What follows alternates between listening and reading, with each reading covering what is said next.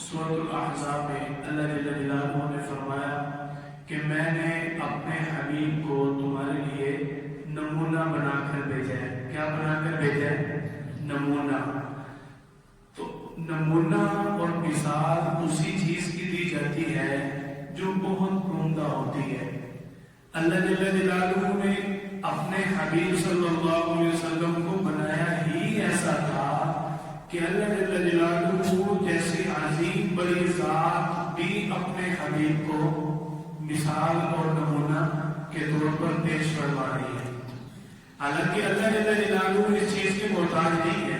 تو دیکھو حالات آتے ہیں، پریشانیاں آتی ہیں، لیکن اگر ہمارے عمل کے اندر، ہماری زندگی کے اندر، ہمارے رہن سہن، اٹھنے بیٹھنے، چلنے پھرنے، کھانے پینے کے اندر اگر آپ صلی اللہ علیہ وسلم کو ہم نے نمونہ بنایا ہوا ہے، اگر آپ صلی اللہ علیہ وسلم کی زندگی کو ہم نے مثال بنایا ہوا ہے، آپ صلی اللہ علیہ وسلم کی زندگی کو ہم نے اپنایا ہوا ہے، تو یقین کرو ممبر پر بیٹھ کر بات کر رہا ہوں، ہمیں کسی پریشانی کے اندر بھی پریشانی محسوس نہ ہو اگر آپ صلی اللہ علیہ وسلم علیہ طریقے پر ہم عمل کریں۔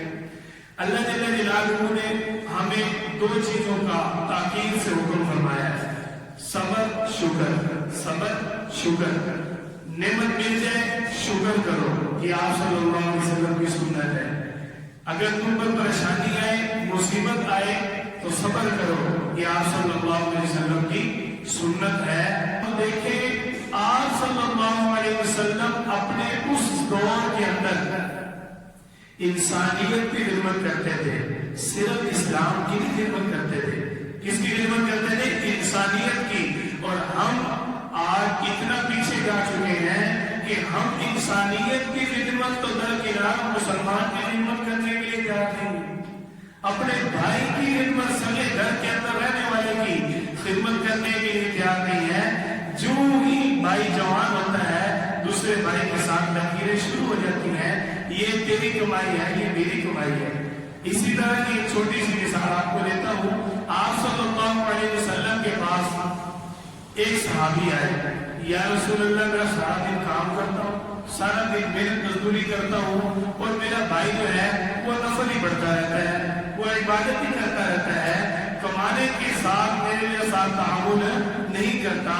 آپ صلی اللہ علیہ وسلم نے فرمایا اللہ جل جلالہ تجھے اس کا حصہ بھی دے رہے ہیں، وہ جو اللہ اللہ کرتا رہتا ہے اس کی برکت سے اللہ جل جلالہ تجھے وسیع رزق عطا فرماتے ہیں۔ دیکھو یہ ہے حالات کا آنا۔ ان حالات کے اندر ہمارے نبی صلی اللہ علیہ وسلم نے انسانیت کی خدمت کی تھی، صرف اسلام کو نہیں دیکھا۔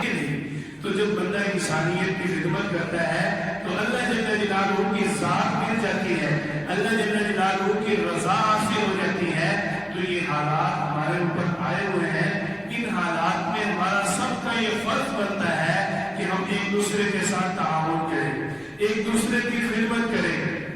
ایسے ایک چھوٹی سی بات نا اللہ جل جلالہ نے قرآن پاک کے اندر فرمائی ہے۔ اللہ جل جلالہ نے فرمایا الشیطان یعدکم الفقر ویأمرکم بالفحشاء، کہ شیطان جو ہے نا یہ تمہیں فقر سے، غربت سے، محتاجی سے ڈراتا ہے۔ کیا کہتا ہے؟ ہمیں بری بات کی جو شیطان تاکید کر رہا ہے، ویأمرکم بالفحشاء، بات بری ہے اس کے باوجود ہم اس کے جان سے بھی آ جاتے ہیں۔ شیطان کیا کہتا ہے؟ الشیطان یعدکم الفقر، شیطان ہمیں غربت کی طرف جانے کی باتیں کرتا ہے۔ وہ یار تم فلاں مسلمان کے ساتھ تعاون کرو گے تو خود غریب ہو جاؤ گے۔ ہم نے آپ صلی اللہ علیہ وسلم کی تعلیمات کو پڑھا نہیں ہے، ہم نے آپ صلی اللہ علیہ وسلم کی زندگی کو دیکھا نہیں ہے۔ اگر ہم آپ صلی اللہ علیہ وسلم کی زندگی کو پڑھتے ہیں تو یہ حالات ہمیں وہ حالات نہ لگتے۔ آپ صلی اللہ علیہ وسلم کے گھر کئی دن چولہا جلتا ہی نہیں تھا۔